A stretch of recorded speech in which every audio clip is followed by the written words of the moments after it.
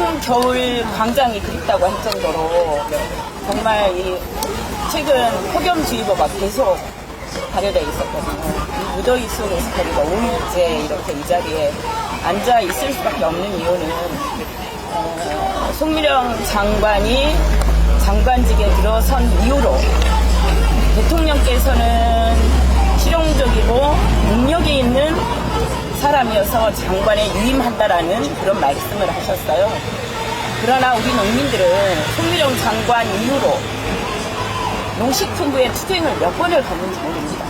양파, 마늘, 쌀, 벼 재배 면적 감축, 그리고 심지어 송미령 장관의 입으로 농업을 망치는 것이다 라는 얘기를 했어요. 그런데 농망 장관이었습니다. 이미 그때부터. 저희들은 개헌 이전부터 송미령 장관을 장관으로 인정할 수 없다.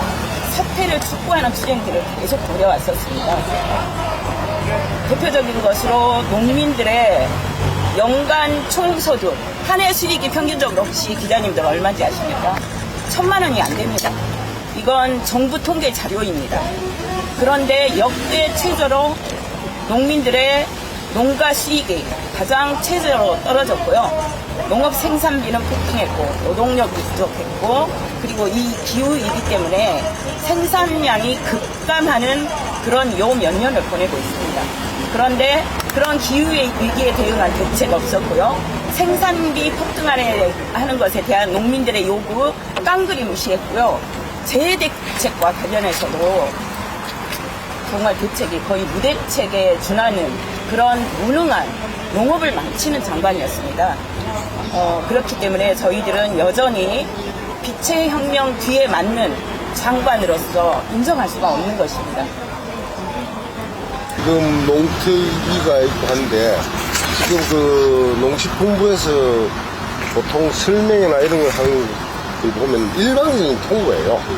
이게 그러면 농민들이 많이 참여를 해야 되는데 참여의 길이 열려 있다고는 생각하지만은 사실은 설명회 정도에 그치는데 토론이 필요한 부분이 있는데 농특위에도 제가 처음 올라서 참여를 해봤지만은 많은 단체 한 50개 단체가 같이 줄고 모여가지고 정부에서는 이런 걸 하겠다고 설명회 비슷하게 흘러가지 실제 농민의 목소리가 전달되지는 않은 부분들이 단체별로 많아가지고 그런 부분들은 세심하게 농특위를 좀 바꿔야 되겠다고 이런 마음을 먹는 게 그런 부분입니다. 계속 그 농식품부가 나와서 이런 사업을 하겠습니다 설명회로 끝이는 게 아니고 그게 필요한지부터 실제 농민들이 검증할 수 있는 이런 자기시들이 필요해서 그걸 실제 집행을 하는 사람들이 민간에서 들어가야 되는 거 아니냐.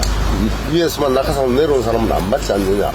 뭐 그런 걸 포함돼서 저희들이 요구를 듣고 있습니다. 저희가 사실은 농사 짓는 사람들이었어요. 할 이야기는 많고 정리된 이야기도 많고 하는데 그런 부분들을 다 찬찬히 말씀을 못 드리는 부분이 있거든요. 그래서 이후에 총리님께서 저희하고 이제 세부적인 내용들을 한번 이렇게 직접 초대해 주셔서 한번 좀 만날 수 있는 자리를 별도로 좀 가져주신다면 저희가 그때는 정책적인 제안들 구체적으로 좀 할 수 있도록 좀 하고 그렇게 하겠습니다. 왜냐하면 오늘은 다 긴장을 저도 긴장하고 긴장 푸세요. 네, 편하질 않아서 이재명 정부는 일단 대화할 때 긴장을 푸는 정부예요. 네. 일단 그러면 우리 총리 말씀 드릴게요. 좀 들어보고 싶어요. 네. 추가로 말씀. 듣고 나세요.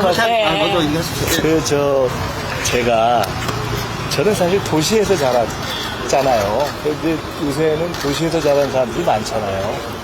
제가 어릴 때 우리 도시에서 자랄 때 우리 집에 같이 자란 누나가 있는데 그 자영하고는 지금 충청도에 농사져요. 네. 사실 제가 우리 딸내미도 당연히 도시에서 자랐을 거 아니에요. 근데 걔를 초등학교 때 강원도에 보내서 6개월 동안 농가에서 하는 그런 거 있더라고. 학교 유학을 그걸 했어요. 이게 가장 행복한 시간이었던 것 같아요. 그래서 저는 사실 그게 참 부럽더라고요. 근데 이제 제가 늘 정치를 하거나 정책을 하면서 제가 농업, 농촌 경험이 없다라는 것, 근본적으로 그것 속에서 자라지 못했다는 것의 한계를 잘 알고 있어요. 근데 그걸 이렇게 어떻게 보완하지? 이런 생각을 합니다. 저는 사실 오늘 이렇게 온 것이 일단 아까 말씀 주셨는데 전 100% 마음이 공감이 가요. 뭐냐면 이런 거 아니겠어요? 아니 왜 하필이면 송미령이지? 왜 하필이면은 농민들의 전내 정권 장관을 하나 쓰는 거는 일반 국민들한테 물어보면은 지난 정부 장관을 하나 쓰면 어때요? 이렇게 물어보면 뭐 그거 괜찮죠. 이렇게 얘기도 해요. 거의 통합적이라고. 근데 그게 하필이면 왜 우리 농업 쪽이지? 왜 하필이면? 그리고 아이고 왜 우리한테 설명을 좀 미리 안 해줬지? 이런 것들이 다 합쳐진 거 아닌가 하는 생각이 너무 들어서 충분히 문제 제기하시는 것은 이해가 간다. 근데 이제 제가 오기 전에도 생각을 해보고 또 와서 말씀을 들으면서 보니까 그런 사안에 대한 문제의식도 있지만 본질은 결국 일종의 거부권을 행사한 정권의 거부권 장관인데 거부권을 건의했던 장관인데 아니 우리가 당했던 그 정책들을 똑같이 가려고 하나? 그런 의구심이 본질적으로 있는 것이 아니냐라는 생각이 들었어요. 사실 그런 거 아니겠어요? 그리고 저라도 그런 문제의식을 가질 것 같아요. 왜냐하면 지금 말씀하신 농망사법이라고 해당하는 걸 갖고 당장 민주당이 싸웠잖아요, 같이. 맞습니다. 그리고 제가 잘은 몰라도 그때 함께 했던 신정훈 의원이라든가 여러분들한테 이 양곡관리법 등에 대해서 설명을 많이 들어서 조금 이해가 있어요. 네. 이것이 그 당시에 정부는 사후적인 것만 강제로 조정한다고 하지만 실제로는 사후에 조정하고 사전에 조정을 노력하고 사후에도 조정하고 그것도 강제가 아니고 최대한 합리적으로 하려는 그런 틀을 사실은 만들었던 거잖아요. 근데 그거를 잘못됐다고 하면서 거부를 해버려서 문제의식을 가지고 있는 게 아닌가라는 생각이 있습니다. 근데 이제 그렇기 때문에 이번 송미령 장관의 유임 결정이 혹시 새로운 이재명 정부의 정책 방향을 예고하는 건가라는 문제의식을 가지는 것이 첫째일 거라고 보고 또한 있습니다. 그래서 이제 그에 대해서 몇 가지만 말씀을 드릴게요. 첫째는 그건 아닌 것 같아요. 그건 아니라고 저는 확실하게 말씀드릴 수 있는 것이 대통령께서 잘 아시겠지만 식량 주권 또는 어떤 식량에 대한 안보, 농업 주권 이런 것이 그런 것에 대한 인식이 강하고 또 역대 어느 정부보다도 대통령이 농정을 직접 챙겨야 된다는 문제의식도 강하다는 것은 어쨌든 더 이제 정책을 실현해봐야 확인되는 거지만 현재까지 그랬다는 것은 인정해 줄 수도 있잖아요. 그건 첫째예요. 그런 변함이 없다고 봅니다. 그리고 장관을 선택하는 데 있어서도 100점짜리는 없지만 전임 정부의 장관이 아닌 새로운 장관을 비교적 여러 우리 농민단체 또는 농민들과 소통이 더 잦았던 장관을 하면 어떤가 하는 고민이 있었던 걸 제가 알아요. 고민을 했어요. 많이 했어요. 근데 결론적으로는 새 정부에서도 지난 정부의 장관을 혹 가능하다면 한둘 정도는 유임하는 것이 전체 국민통합이라는 흐름을 봐서 의미가 있겠다는 생각을 하고 있었는데 새로운 장관을 선택하는 문제에 대한 고민과 그러면 어디서 그러한 유임을 찾지 하는 이런 것들이 결합되면서 최종적으로 이렇게 된 거예요. 그러니까 사실은 근데 그 선택이 지난 정부가 특별히 잘한 분야가 거의 없기 때문에 아마 어떤 분야를 선택했어도 그 분야에서 비판이 나왔을 거예요. 근데 결론을 보면 지금 유임된 분들이 농림부 장관하고 식약처장 그 둘이잖아요. 그러니까 상대적으로 식약처장은 얘기가 좀 거기도 나와요. 나오지만 조금 덜 나오는 거예요. 근데 아마 다른 어느 장관을 했으면 훨씬 더 나왔겠죠. 이제 그래서 아마도 유임을 한둘 찾아야 된다는 점에서는 사실은 누구를 해도 쉽지 않다는 고민이 있었을 것이다. 그 생각할 수 있잖아요. 그리고 그 기준을 우선은 해당 분야도 중요하지만 당장 내란에 얼마나 과장했느냐 아니냐를 판단할 수밖에 없는데 상대적으로 현재까지 드러난 것으로는 내란 그 과정에는 좀 관여 정도가 덜한 거 아니냐 이런 판단도 작동을 한 거 아닌가 싶어요. 근데 여전히 남아있는 문제는 막상 제일 본류의 문제인 농정 그 자체에 대해서는 그거는 지금 동의하기 어렵다는 판단이 있으신 거잖아요. 근데 아까 말씀드렸던 그런 내란에 대한 관여 정도라든가 이런 등등에 있어서는 상대적으로 그나마 다른 사람들보다 좀 판단할 수 있는 조건이 있었는데 당연히 과거의 정책 그대로 간다면 대통령님도 결정을 못 하셨을 것이고 저를 포함한 민주당의 의원들도 동의하기 어려웠을 거예요. 사전에 사실은 장관을 누구로 하느냐는 민주당 국회의원들도 다 상의하기는 어려워요. 하지만 결정이 난 이후라도 동의하기 어려웠을 것일 거예요. 근데 결론적으로는 새 정부의 농정 정책은 우리가 국민주권 정부는 어떻게 보면 농민주권 정부이기도 하잖아요.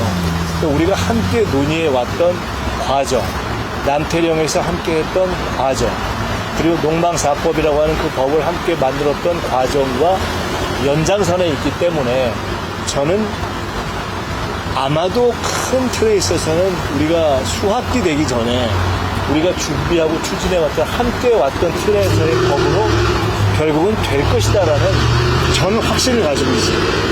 그리고 만약에 거기서 혹시 기술적으로 조정을 일부 할지는 몰라도 큰 방향에서 훼손이라든가 역지는 있어서는 안 된다는 생각을 하고 있고 아마 의원들 대부분이 그렇게 생각할 것이다. 여기 온 우리 정확하게 농림 무슨 비서관? 농림축산비서관인데 또 그렇게 저는 생각하실 거라고 짐작해요. 사실 대화를 안 했지만. 그래서 문제는 일단은 장관 문제가 남아있는데 새 정부의 정책에 대해서는 그런 기조를 그래도 좀 아직은 불씨를 안아주셨으면 좋겠다. 여전히 장관 문제 남아있잖아요. 근데 이제 그걸 선택하는 데서 아까 말씀드렸던 것처럼 우리가 그런 선택을 하는 몇 가지 기준의 고민이 있었다는 걸 말씀드리고 하나만 더 말씀드리자면 장관도 아마 그런 유임 선택을 본인이 받아들이고 결심을 하는 게 쉽지만은 않지 않았을까라고 저도 짐작해요. 그리고 그렇게 되면 그런 입장에 처한 장관이라면 저는 이런 문제 제기에 대해서 한 번 더 생각하시고 앞으로 청문회라든가 이런 과정에 이게 없잖아요. 지금 청문회 여기도 없잖아요. 그렇죠. 그렇기 때문에 이제 다른 경우는 모르겠다. 청문회가 없다면 그럴 때 앞으로 표해야 되는 입장이나 이런 것에서 이런 문제 제기를 충분히 왜 나오는가를 이해하고 표현해 주시면 좋겠다는 생각을 저는 갖게 되고 저도 뵙게 되면은 이 앞으로 거치 문제와 상관없이 말씀을 드리겠습니다.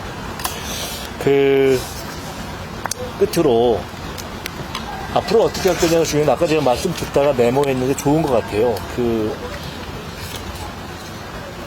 농특위에서의 토론도 저희도 정치를 하다가 와가지고 형식적인 토론 안 좋아해요.